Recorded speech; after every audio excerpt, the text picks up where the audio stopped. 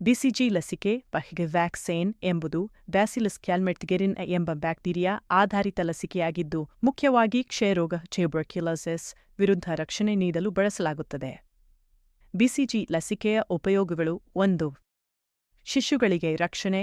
ಜನನದ ಸಮಯದಲ್ಲಿ ನವಜಾತ ಶಿಶುಗಳಿಗೆ ಈ ಲಸಿಕೆಯನ್ನು ನೀಡಲಾಗುತ್ತದೆ.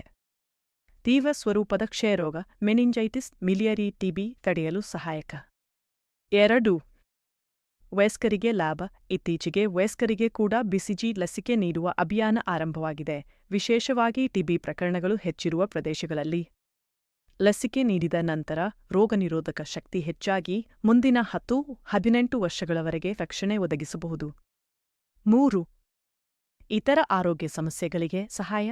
ಮಧುಮೇಹ, ಧೂಮಪಾನ, ಅಪೌಷ್ಟಿಕತೆ ಇರುವವರು ಅಥವಾ ಟಿಬಿ ಇರುವ ವ್ಯಕ್ತಿಯ ಸಂಪರ್ಕದಲ್ಲಿರುವವರು ಈ ಲಸಿಕೆಯಿಂದ ಲಾಭ ಪಡೆಯಬಹುದು.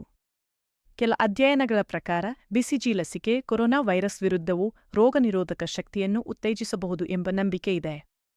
ಬಿಸಿಜಿ ಲಸಿಕೆಯ ಅಡ್ಡ ಪರಿಣಾಮಗಳು. ಲಸಿಕೆ ಪಡೆದ ಜಾಗದಲ್ಲಿ ಸಣ್ಣ ನೋವು, ಓತ, ಕೆಂಪು ಕಾಣಬಹುದು. ಸಾಮಾನ್ಯವಾಗಿ ಸ್ವಯಂ ಗುಣಮುಖವಾಗುತ್ತದೆ.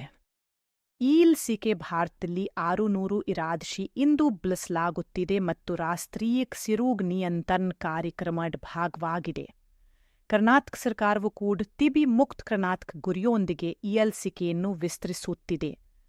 ನಿಮ್ಮ ಆರೋಗ್ಯ ಸ್ಥಿತಿಗೆ ಅನುಗುಣವಾಗಿ ವೈದ್ಯರ ಸಲಹೆ ಪಡೆಯುವುದು ಉತ್ತಮ. ಡಾಕ್ಟರ್ ಅಬ್ದುಲ್ ಮಜೀದ್ ಮಖಾಂದರ್, ಮೆಡಿಕಲ್ ಆಫೀಸರ್, ಕೋಲಸಂಗಿ.